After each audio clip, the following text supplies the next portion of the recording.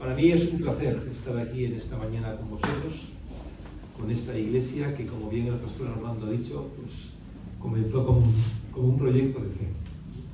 Pero el Señor nos ha sorprendido y ha superado nuestras expectativas, y doy gracias a Dios por Armando, por Catalina, por Samuel, por sus hijos, por todo lo que ellos están trabajando en este lugar, en este gran barrio, en este gran distrito de Alcobendas, donde desde hace años está el seminario. Hoy es Facultad de Teología, pero sabéis que este lugar se edificó hace 50 años aproximadamente, y cuando se edificó nada de lo que vemos alrededor existía. Estábamos aquí en el campo, bueno, estábamos, yo no estaba. Los que estaban aquí en ese momento, todo era campo, y nadie soñó en ese momento que podríamos ver todo lo que vemos hoy en día alrededor. Esta ciudad grande, que Alcobendas ha seguido creciendo y convirtiéndose pues, en lo que hoy en día vemos, y era necesario que aquí también hubiese una iglesia. Así que Dios puso esa visión en el corazón de Armando, de Catalina. Esa misma visión la compartimos también nosotros, Ana y yo con ellos, y después la han traspasado a sus hijos, y aquí todos continuamos siendo parte de lo que Dios ha iniciado. Así que gracias, Armando, Catalina, Samuel, gracias por vuestra invitación en esta mañana para hablar a la iglesia. Os confieso que hace tiempo que me lo había dicho, pero a veces es un poco difícil encontrar los espacios. O sea, no quiero decir que estoy más ocupado que nadie, simplemente que estoy ocupado generalmente y muchos compromisos que atender en la obra del Señor. Pero hoy es el tiempo para estar con esta iglesia, que también es mi iglesia, de alguna manera. Y también os traigo los saludos de Ana, mi esposa. Ella también me ha pedido estar aquí, pero también tiene responsabilidades que atender como tesorera en otra iglesia. Así que, como veis, muchas cosas que estamos haciendo en este día. Bueno, Armando, Catalina me han pedido que en un mes tan significativo como el mes de octubre, para tantas y tantas personas, tantos creyentes sobre la faz de la tierra, hablase de algo que es muy relevante. Sí, ya sé que estos días se habla de Halloween y de todas estas cosas que hay por ahí, pero eso nada tiene que ver con nuestra identidad. No nos sentimos identificados para nada con eso, no participamos en eso, son las obras de las tinieblas. Pero sí queremos destacar en este día algo que ocurrió y que venimos celebrando puntualmente como iglesias en cada mes de octubre. Aquí tenemos la imagen que nos habla del día de la Reforma protestante. Y este día se celebra el 31 de octubre. ¿Por qué ese día? Pues porque el 31 de octubre de 1517, este hombre, un monje alemán, llamado Martín Lutero, hizo algo que cambió la historia. Ya hacía un tiempo que algo estaba pasando en su vida. Comenzó siendo un monje en el monasterio de Erfurt, en Alemania, en la Sajonia Central. De ahí fue transferido al monasterio de Wittenberg, en Alemania, donde había una universidad, una famosa universidad, fundada por el príncipe elector Federico III de Sajonia. Allí se convirtió en profesor de Sagrada Escritura, y esto le dio acceso al estudio profundo de la Biblia. Y cuanto más leía la Biblia, él, que era monje, que era sacerdote, que era un católico sincero, cuanto más leía la Biblia, más se daba cuenta de que había una gran diferencia entre lo que enseñaba la Biblia y lo que la Iglesia Católica Romana medieval estaba practicando. Sobre todo en algo que le enojó muchísimo, que fue lo que llamamos la venta de indulgencias. Las indulgencias eran un documento firmado por el Papa. El Papa, en ese momento, cuando Martín Lutero llevó a cabo esta protesta, el Papa reinante era Julio II, y poco después fue sucedido por León X. Bueno, estos papas emitían estas indulgencias, estos papeles, en los que se venía a decir en pocas palabras que si tú pagabas cierta cantidad de dinero, podías asegurar tu salvación. Primeramente, estas indulgencias tenían el propósito de liberar, supuestamente, las almas del purgatorio. Sabéis que según la doctrina católica, hoy en día ya se dice menos, pero se decía mucho en esa época. Cuando una persona fallece, cuando muere, no va al cielo, sino que tiene que estar en el purgatorio un periodo indeterminado de tiempo. Puede ser miles de años, puede ser una eternidad, diríamos, antes de que tus pecados sean purificados y entonces puedas ir al cielo. Pues entonces los papas de la época y la propia estructura, la propia institución católica, aprovechando la credulidad de las personas, vendían estas indulgencias, como digo, diciendo esto: si tú pagas una cantidad de dinero, el alma de tu difunto, de tu ser querido que está en el purgatorio, pues o bien verá reducido su tiempo en el purgatorio, o si pagas incluso más, pues como decían algunos vendedores, en el momento en que las monedas que tú pagas caigan en el fondo del arca, donde se depositaba el dinero, el alma de tu difunto saldrá pitando, como diríamos en español, dará un salto y pasará del purgatorio al cielo. Bueno, esto es lo que Martín Lutero observaba. Y no solamente él, sino que otras personas como él, que reconocían que la Iglesia, su Iglesia, necesitaba una verdadera reforma. Lo que ya colmó el vaso, la gota que colmó el vaso, fue cuando estas indulgencias que se vendían ya no eran solamente a favor de las almas de los difuntos en el purgatorio, sino que las bulas, una bula papal del Papa León X, decía que si tú pagabas más todavía, una cantidad mayor de dinero, no solamente podías redimir las almas de tus difuntos en el purgatorio, sino que tú podías lograr que tus pecados fuesen perdonados, los tuyos, mientras vivías, los pasados, los presentes e incluso los futuros. Es decir, una garantía. Esa indulgencia era como una garantía que, según se decía en la época, cuando la persona muere y llega al cielo, ahí está San Pedro, esperándole con las llaves del reino de los cielos. Tú presentabas esa indulgencia firmada por el Papa y entonces Pedro te decía: adelante, porque todos tus pecados han sido perdonados. Bueno, para alguien como Martín Lutero, que estudiaba profundamente las Escrituras y llegó a descubrir algo tan importante en ellas como la justificación por la fe, cuando leyó en la epístola a los Romanos, en el capítulo 1, versículos 16 y 17, él estaba estudiando constantemente la Biblia porque era profesor. Tengamos en cuenta que en esa época el pueblo no tenía acceso a la Biblia y estaba prohibido terminantemente, bajo pena de muerte, que la Biblia fuese traducida a la lengua del pueblo. Por lo tanto, solamente el clero, solamente los profesores, solamente los eclesiásticos de alto rango podían tener acceso a la Biblia. Así que él, leyendo en Romanos capítulo 1, versículos 16 y 17, leyó así: porque no me avergüenzo del Evangelio, porque es poder de Dios para salvación a todo aquel que cree, al judío primeramente y también al griego, porque en el Evangelio la justicia de Dios se revela por fe y para fe, como está escrito: mas el justo por la fe vivirá. Martín Lutero, que llevaba años como monje y sacerdote, tratando de agradar a Dios, tratando de tener paz con Dios, cumpliendo los mandamientos de la Santa Madre Iglesia, cuanto más se esforzaba en ello, más lejos se sentía de Dios y menos perdonado.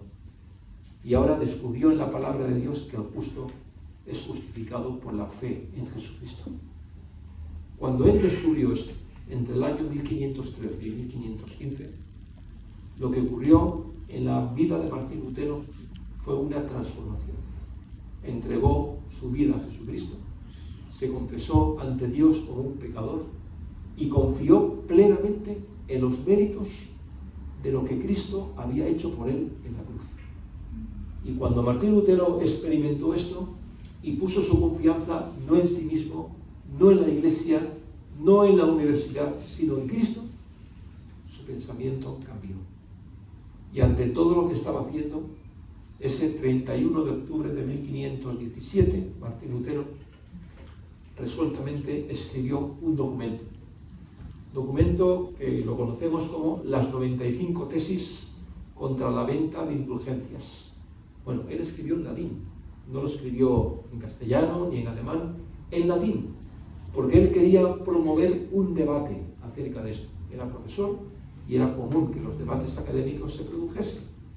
Pero ahí expresó claramente cuál era su postura, no solamente contra las indulgencias, de las cuales decía que eran totalmente falsas, y que además el Papa no tenía autoridad para conceder a nadie el perdón de los pecados, porque solamente esta autoridad le correspondía a Dios. Pues escribió todo esto diciendo además que el purgatorio no está en la Biblia, es una invención humana, y con ello fue con el documento y lo clavó en la puerta de la iglesia del Palacio de Wittenberg, un gran portalón que servía como tablón de anuncios, y allí clavó sus 95 tesis y comenzó la Reforma Protestante. Lutero no lo sabía. Él solamente, como digo, quería ese debate, pero rápidamente su documento fue cogido por alguien, quizás sus propios alumnos de la universidad, lo tradujeron al alemán, lo llevaron a la imprenta que había sido inventada 50 años antes, 50, 60 años antes, y el documento empezó a difundirse, vamos, como una marea negra, ya podéis imaginar, ¿no? Con petróleo en el mar. Se difundió y empezó a sacudir las conciencias y los corazones y las mentes de muchas personas. No todos estaban tan contentos con esto, claro. Es decir, es verdad que muchos abrazaron las ideas de Martín Lutero, pero otros, sus superiores eclesiásticos, pues no lo veían así. Así que Martín Lutero fue llamado a rendir cuentas de lo que estaba haciendo. Lo hizo primeramente ante su superior de más alto rango, allí en Alemania, era el cardenal Tomás Bio Gaetano, que le exigió que se retractase de lo que había escrito. Y Lutero dijo, no lo voy a hacer, no lo voy a hacer. Se lo está diciendo a su superior, no lo olvidemos. Dice, tú solamente, le decía al cardenal, tienes que decir una palabra, me retracto, y se acabó. Pero Lutero no lo hizo. Digo, convencedme por la palabra de Dios que estoy equivocado. Así que salió de esta reunión con el cardenal muy enojado, y el asunto pasó de la Iglesia al imperio. Y en ese momento el emperador del Sacro Imperio Romano Germánico, del cual Martín Lutero era súbdito, era Carlos I, rey de España, y V de Alemania, emperador del Sacro Imperio. Así que en un mes de abril del año 1521, Lutero fue convocado por el emperador a la Dieta de Worms, en Alemania. Allí estaba el emperador, rodeado de sus consejeros, los príncipes eclesiásticos, la nobleza, todos los estamentos del Sacro Imperio. Y allí Lutero pues pensaba que le darían la oportunidad de explicar por qué había escrito lo que había escrito sobre las indulgencias y otros escritos que había hecho y que había ido haciendo durante ese tiempo. Había escrito varios tratados teológicos sobre los sacramentos, sobre el papel de los príncipes, sobre la libertad cristiana, sobre la cautividad babilónica de la Iglesia. Había escrito varias cosas. Así que cuando llegó ese día en el que Lutero tuvo que comparecer ante el emperador sentado en su trono, con todos sus súbditos alrededor, él pensaba que podría explicar por qué había hecho eso, pero no le dieron la oportunidad.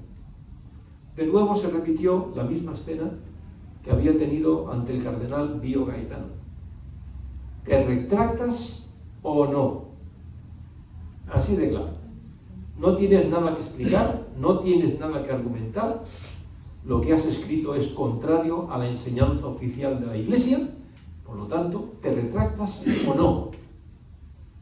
Y es cuando Martín Lutero dijo, necesito pensar mi respuesta. Bueno, tengamos en cuenta que tendría que pensarla, porque su vida pendía de mí, de lo que dijese delante del emperador. Así que le dieron un día, y se pensó su respuesta, y al día siguiente, el 18 de abril de 1521, Martín Lutero, vestido con su hábito de monje, de nuevo comparece ante el emperador y ante la dieta del Sacro Imperio. La pregunta es la misma, ¿te retractas o no? Y la respuesta de Lutero pasó a la historia. A menos de que se me convenza con las Sagradas Escrituras, con la Biblia, que estoy equivocado. Pues no me fío, dice, pues no puedo fiarme de las decisiones de los concilios, ni siquiera de los papas, porque se han contradecido unos a otros en diferentes momentos. A menos que se me persuada con las Escrituras que estoy equivocado. Mi conciencia está cautiva de la palabra de Dios. Y ni puedo ni quiero retractarme de nada, porque esto sería poco saludable para la conciencia. Y termina diciendo que Dios me ayude. Bueno, podéis imaginaros, os imagináis al emperador Carlos V, Carlos I de España, reinó en este país, ahora lo veis, un hombre duro, muy fanático, bueno, yo creo que echaba espuma por la boca, viendo Lutero. El caso es que Lutero salió de esta dieta con un bando imperial que le condenaba como hereje. Y Lutero sabía que tenía sus días contados. Cualquiera podía matarlo, porque era un hereje. Y cuando volvía de Worms a Wittenberg, porque el emperador no pudo castigarle en ese momento, porque le había dado un salvoconducto, cuando volvía a Wittenberg fue secuestrado por su príncipe Federico, no para matarlo, sino para protegerlo. Y lo protegió durante un año en un castillo, el castillo de Warburg. Y allí, bajo el seudónimo del caballero Jorge, ya no era el monje Martín Lutero, era el caballero Jorge, allí comenzó la traducción de la Biblia al alemán, comenzando por el Nuevo Testamento. Y esta Biblia, traducida finalmente al alemán, a la lengua del pueblo, no al latín, no al griego, sino al alemán, se publicó en 1534. Así que comenzó la Reforma Protestante. Lutero fue excomulgado, por supuesto, en 1522, y la Reforma siguió su camino, no solamente en Alemania, sino que pronto otras personas en otros lugares se hicieron eco de lo que Lutero había comenzado. Y la Reforma empezó a estallar en los cantones suizos de habla alemana y de habla francesa, en el cantón de Zúrich, en el cantón de Ginebra, en el cantón de Basilea, en el cantón de Ollinger. Todos estos cantones suizos empezaron a sumarse a la Reforma, con personas como Ulrico Zwinglio o Juan Calvino o tantos otros que en esa época continuaron la obra que Lutero había comenzado. La Reforma se extendió no solamente por Alemania y Suiza, sino que se extendió a Austria y a Hungría y a Polonia y a los países escandinavos, a Dinamarca, a Noruega, a Suecia, a los Países Bajos, a Francia, e incluso llegó a España. Llegó a España. ¿Y dónde llegó a España? Pues donde podía ser mejor recibida, en las universidades. Los profesores de las universidades de Alcalá de Henares, de Salamanca y de Valladolid fueron los primeros en estar atentos a lo que estaba pasando. Así que las obras de Lutero fueron traducidas al castellano en Alemania y desde los Países Bajos enviadas a España secretamente a partir del año 1519. Así que profesores y personas de la nobleza española, que son las que sabían leer y escribir, leyeron lo que Lutero había escrito y dijeron: tiene razón, tiene razón. Y por eso en España se fundaron las primeras comunidades reformadas clandestinas, en lugares como Valladolid, en lugares como Sevilla, en lugares como Zamora, diferentes lugares de España surgieron estos grupos clandestinos. Aquellos creyentes que se reunían para leer la Biblia, algo prohibido por la Iglesia Católica, para leer la Biblia, para estudiarla y para extraer de ella las enseñanzas que Dios tenía para ellos, corrían un grave riesgo. Porque había un aparato que se había creado, una maquinaria que se había creado para combatir la herejía, la Inquisición. Y la Inquisición estaba muy atenta a lo que estaba ocurriendo. Así que observó los movimientos de las personas en España que se reunían secretamente y esperó el momento para actuar. Y cuando llegó ese momento, en el año 1558, los inquisidores arrestaron a los creyentes que se reunían en Valladolid, en Sevilla y en otros lugares. Los llevaron a las cárceles inquisitoriales, los sujetaron a tormento, a tortura, y finalmente muchos de ellos fueron condenados a la muerte en la hoguera. Y fueron ejecutados de esta manera tan cruel en actos públicos, con toda la población delante, quemados vivos en las plazas mayores de Valladolid, lugares también de Sevilla. Allí fueron condenados y quemados. Ni siquiera, por cierto, fueron condenados en las plazas, pero según la doctrina católica de la época, un hereje ni siquiera merecía morir dentro de los límites de la ciudad. Eran sacados fuera de la ciudad a los llamados quemaderos y allí eran quemados vivos. Bueno, parecía que la reforma en España se iba a extinguir, y no solamente en España. La Iglesia Católica Romana reaccionó a la reforma protestante en lo que conocemos como la contrarreforma. Y en muchos países los creyentes fueron perseguidos y fueron asesinados. Pero la semilla que se había sembrado prendió en España. Aunque parecía que había sido sofocada a sangre y fuego por la Inquisición, hubo que esperar al siglo XIX para un nuevo intento de reintroducir la fe reformada, la fe protestante en España. Y esta vez se hizo. Y ya para qué es. Muchas de las iglesias evangélicas actuales son herederas de aquella época, de la llamada Segunda Reforma en España.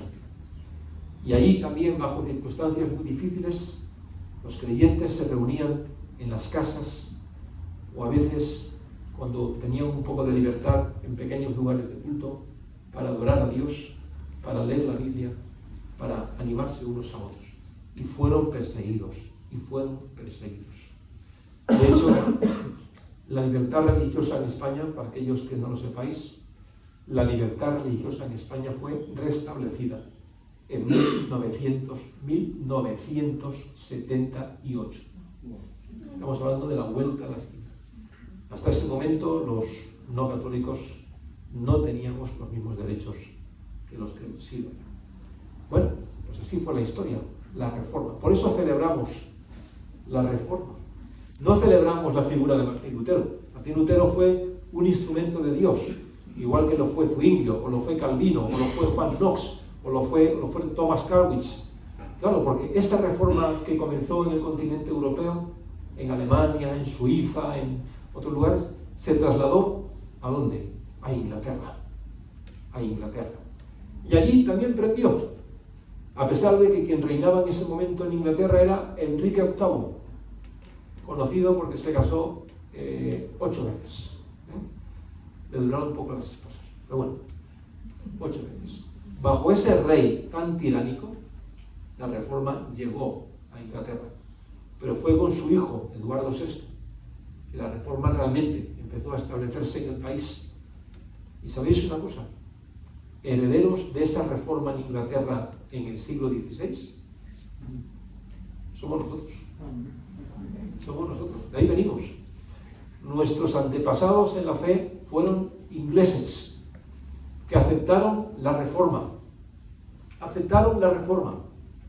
aunque no les gustaba cómo la reforma se había establecido en Inglaterra bajo el mandato del rey, porque el rey manejaba esto con muchos intereses. El rey y después de él su hija, la reina Isabel I. Por lo tanto, no les gustaba lo que estaba ocurriendo, porque ellos creían en un principio que resume muy bien el espíritu de la reforma protestante. Esta frase se acuñó en el siglo XVII, en los Países Bajos. Iglesia reformada, siempre reformándose conforme a la palabra de Dios. Esto fue el motor de la reforma. Iglesia reformada, siempre reformándose conforme a la palabra de Dios. Y aquellos creyentes en Inglaterra pensaron que la reforma en Inglaterra había avanzado mucho, pero se había quedado corta. Y había que seguir reformándose conforme a la palabra de Dios. Y por decir eso, fueron perseguidos, fueron masacrados, fueron ejecutados. Pero algunos sobrevivieron. Y en principios del siglo XVII, se formaron comunidades de creyentes separatistas, separadas de la Iglesia anglicana, la Iglesia oficial de Inglaterra, porque querían vivir su fe libremente. Y de ellos venimos nosotros. De ellos venimos nosotros. Así que gracias a Dios por aquellos antepasados en la fe, que sufrieron mucho por la causa de Cristo.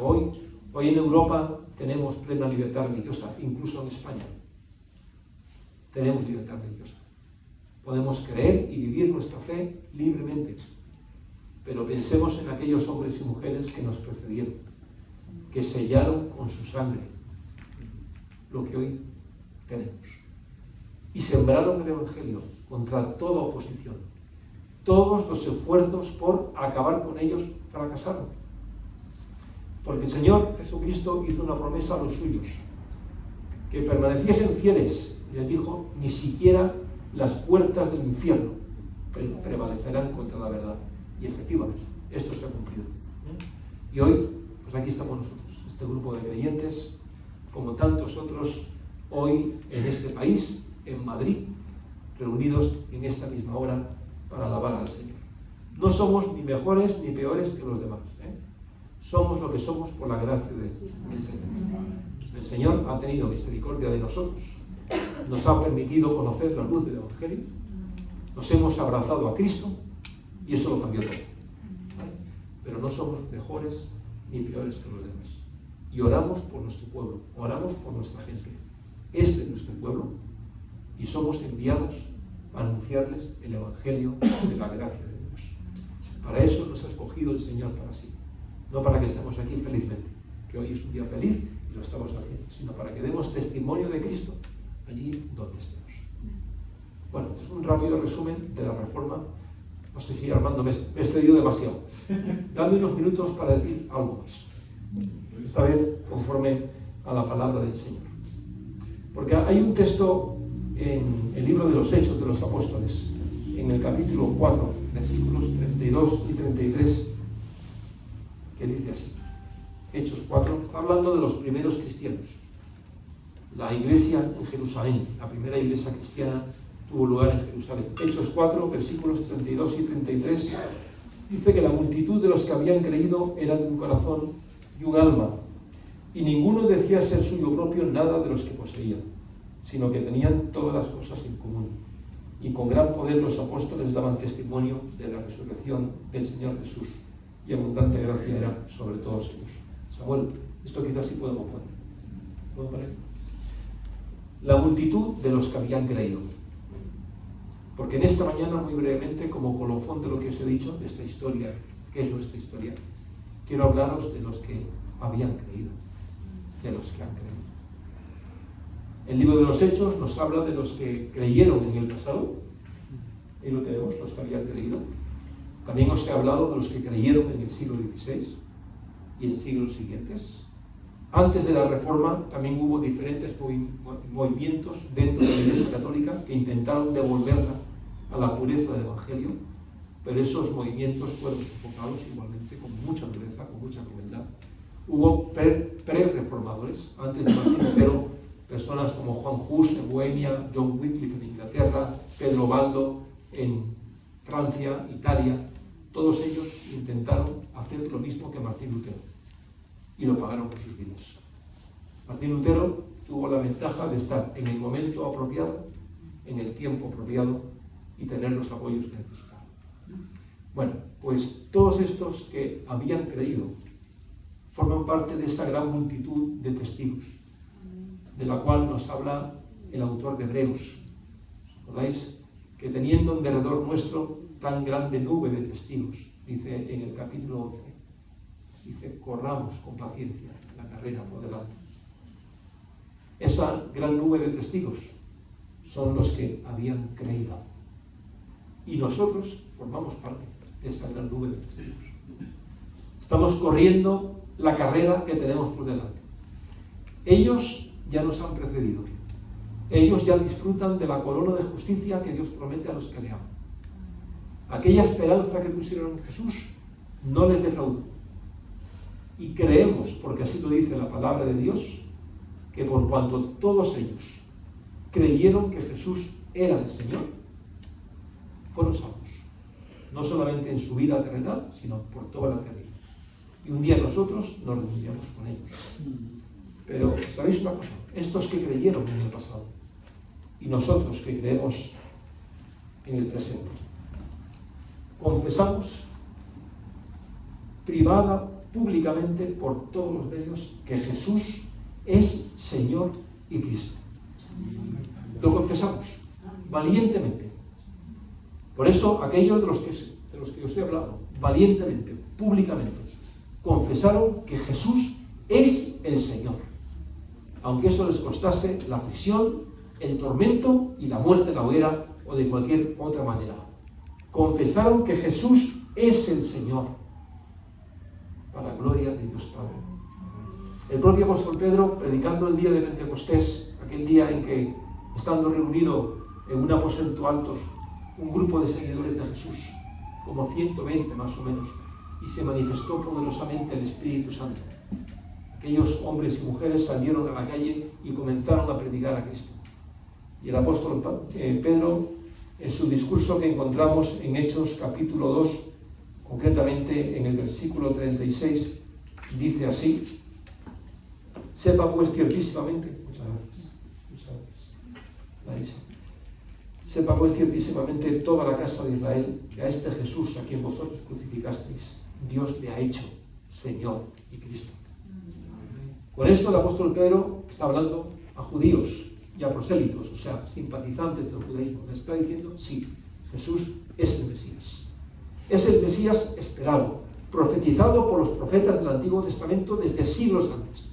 Es el Mesías que Dios ha preparado, el Salvador, el libertador de la esclavitud. Pero no solamente es el Mesías, es el Señor. ¿Sabéis? Los judíos solamente se referían con esta palabra, el Señor, a Dios. Y con esto Pedro está diciendo, Jesús es el Mesías, y Él es Dios. Él es Dios. Dios hecho hombre. Dios se acercó a nosotros en la persona de Jesucristo. Es lo que Pedro está diciendo. Por lo tanto, aquellos cristianos del pasado, a través de los siglos que nos han precedido, confesaban que Jesús es Señor y Cristo. Es el Señor. La expresión más común entre los creyentes cuando se referían a Jesús, Él es el Señor. El apóstol Pablo, escribiendo a los romanos en el capítulo 10, versículos 9 y 11, dice que si confesares con tu boca que Jesús es el Señor, no solamente el Mesías, es el Señor, y creyeres en tu corazón que Dios le levantó de los muertos, serás salvo. Porque con el corazón se cree para justicia, pero con la boca se confiesa para salvación. Pues la Escritura dice que todo aquel que en Él creyere no será avergonzado. Si confiesas con tu boca que Jesús es el Señor, serás salvo.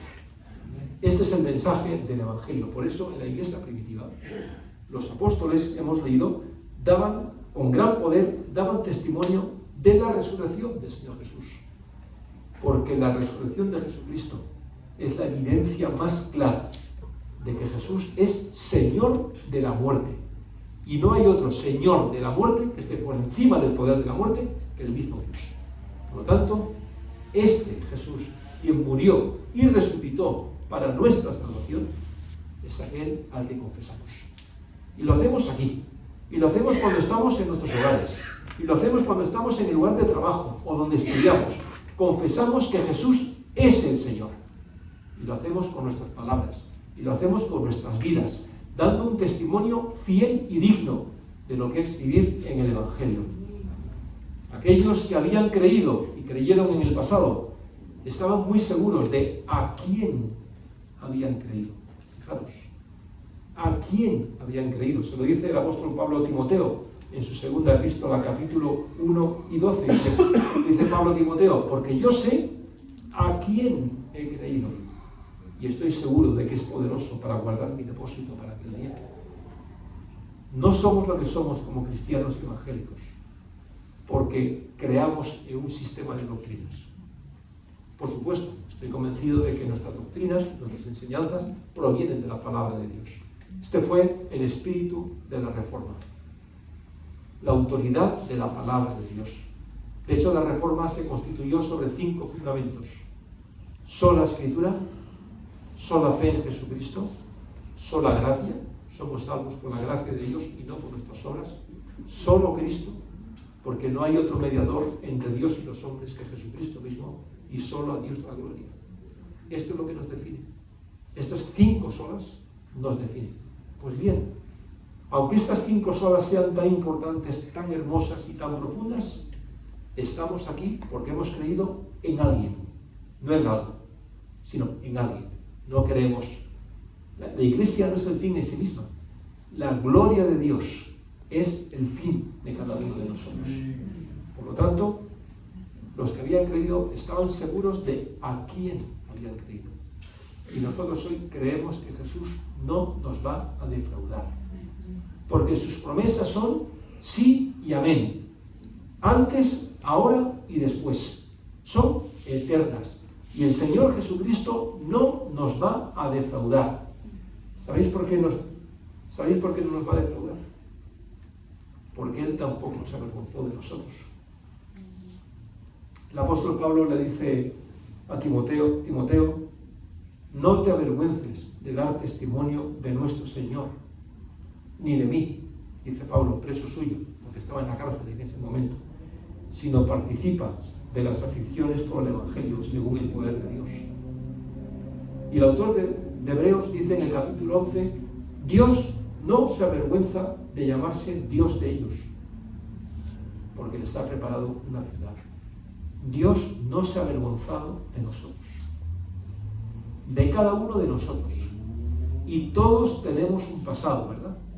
Todos tenemos un pasado que solo Dios conoce. Pero si alguno está en Cristo, nueva criatura es. Las cosas viejas pasaron y aquí todas son hechas nuevas.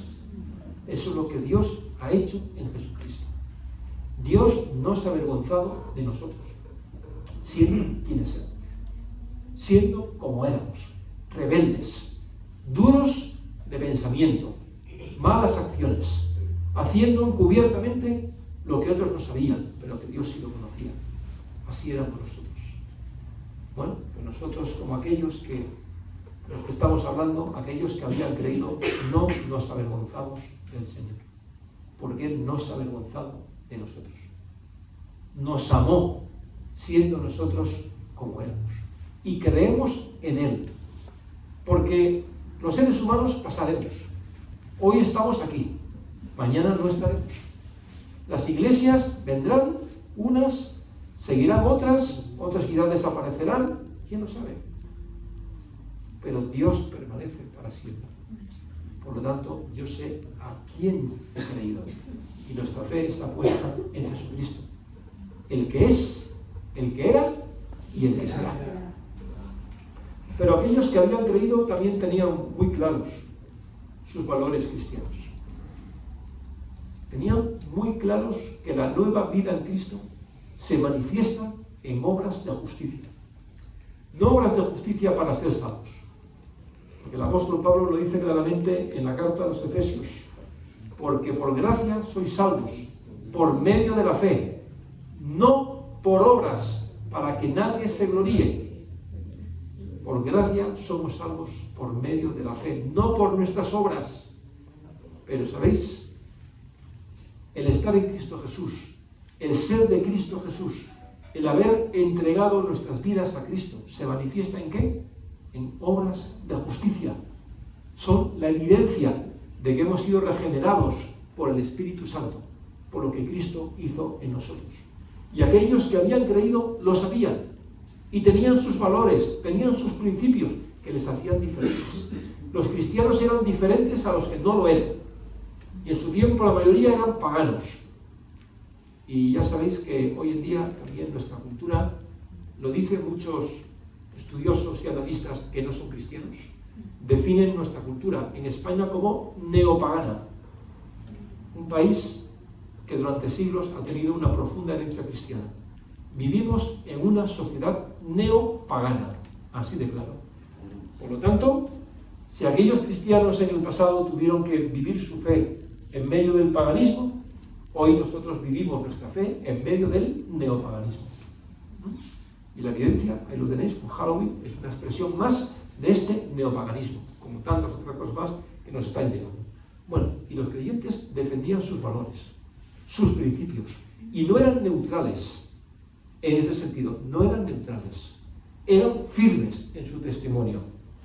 El apóstol Pedro, escribiendo a los creyentes en la diáspora, esparcidos, dice: baste ya el tiempo pasado, baste ya, para haber hecho lo que agrada a los gentiles, a los que no creen en el Señor, andando en lascivias, concupiscencias, embriagueces, orgías, disipación y abominables idolatrías. Está hablando de nosotros, ¿eh? Está hablando de nosotros. Así éramos nosotros. A estos, a los que no creen en Jesucristo, les parece cosa extraña que vosotros no corráis con ellos en el mismo desenfreno de disolución, y os ultrajan, y os insultan, pero ellos darán cuenta al que está preparado para juzgar a los vivos y a los muertos. Primera de Pedro, capítulo 4, versículos 1 al 5. La gente que nos conoce se asombra de que seamos como somos. Y nos dicen que por qué no vamos con ellos, por qué no participamos de sus costumbres, de esa vana manera de vivir de la cual Cristo nos rescató. De eso hemos sido rescatados. Y nos dicen: venid con nosotros, hacedlo con nosotros. No, dice Pedro, basta ya de haber hecho aquello que pertenece al pasado. Santiago, en su epístola, capítulo 4, dice: ¿no sabéis que la amistad del mundo es enemistad contra Dios? Cualquiera, pues, que quiera ser amigo del mundo, se constituye enemigo de Dios. Más claro, agua. ¿Amamos a nuestra gente? Por supuesto que sí, es nuestro pueblo. Pero no participamos de sus costumbres. Y hay que ser muy claros en esto. Un cristiano, una cristiana, tiene que marcar la diferencia allí donde está. Somos luz del mundo y sal de la tierra. Y si donde estamos no alumbramos y no salamos, algo está pasando, algo no está bien. Algo no está bien. Por lo tanto, somos enviados al mundo para dar testimonio de la nueva vida en Cristo. Y somos diferentes. Somos diferentes. Y no nos avergoncemos de esto, de ser diferentes. Porque, mirad, preferimos mil veces el fruto del Espíritu Santo en nuestras vidas, que es fe, gozo, amor, paz, mansedumbre, benignidad, templanza. Preferimos esto mil veces que no las costumbres de las personas que no conocen al Señor. Donde abunda todo esto: lascivias, concupiscencias, embriagueces, orgías, disipación y todo tipo de idolatría. No queremos esto. Cristo nos ha rescatado de él y no volveremos atrás. Y los que habían creído y creyeron en el pasado, también nosotros, se reconocían unos a otros como miembros del cuerpo de Cristo, que es la Iglesia. Y esta mañana el pastor Samuel creo que ha hecho un estudio magistral sobre la Iglesia. Yo mismo he quedado encantado de ver con qué soltura y con qué conocimiento lo hace. Realmente somos lo que somos. Somos la Iglesia del Señor. En Hechos se nos dice que la multitud de los que habían creído eran de un corazón y un alma. No hay forma más hermosa para expresar la comunión de los creyentes. Eran de un corazón y un alma. Somos un cuerpo en Cristo. Todos los que hemos sido redimidos en la sangre de Cristo somos el cuerpo de Cristo, que es la Iglesia. Y el apóstol Pablo en Efesios nos dice cómo son las relaciones dentro de la Iglesia. Dice: yo pues, preso del Señor, Pablo está encarcelado, os ruego que andéis como es digno de la vocación con que fuisteis llamados, con toda humildad y mansedumbre, soportándoos con paciencia los unos a los otros en amor, solícitos en guardar la unidad del Espíritu en el vínculo de la paz.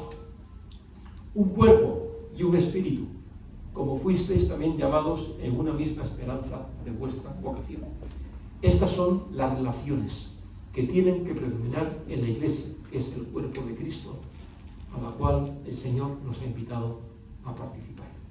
Estamos aquí por su gracia, pero formamos una familia en el Señor. Y fijaros lo que dice Pablo, incluso nos soportamos unos a otros con paciencia. Pues sí, nos tendremos que soportar muchas veces. Pero dice en amor, los unos a los otros. Igual que nos sometemos los unos a los otros en amor. ¿Por qué? Esto no es de nosotros. Esto es lo que el Espíritu Santo produce en nosotros. Toda persona que ha sido regenerada por la sangre de Cristo y la obra del Espíritu Santo en su vida, produce estos resultados. Tiene que producirlos. Y finalmente los que habían creído estaban abiertos a un mundo que los necesitaba. ¿Veis lo que se dice de los primeros cristianos? Se dice de ellos, cuando leemos el libro de los Hechos, que tenían buen testimonio ante la gente. Dice que los apóstoles, con gran poder, daban testimonio de la resurrección del Señor Jesús. Predicaban el Evangelio y hacían señales y prodigios entre el pueblo. Señales y prodigios. Quizás hoy en día no estamos tan acostumbrados a ver el poder de Dios manifestado, pero sigue ocurriendo. Lo mismo que en el pasado, Dios sigue haciendo cosas que nos sorprenden. Pero su iglesia, en el día a día, sigue haciendo señales en medio del pueblo. ¿Y sabéis cuáles son estas señales? El testimonio del Señor Jesús, el amor con el que tratamos a las personas, la ayuda a los necesitados, la compasión, la misericordia, el acompañamiento, el cuidado de los más vulnerables. Estos son señales de la obra de Cristo en nosotros. Son señales del Espíritu Santo en nuestras vidas. Pues así, los que hemos creído estamos abiertos a un mundo que nos necesita.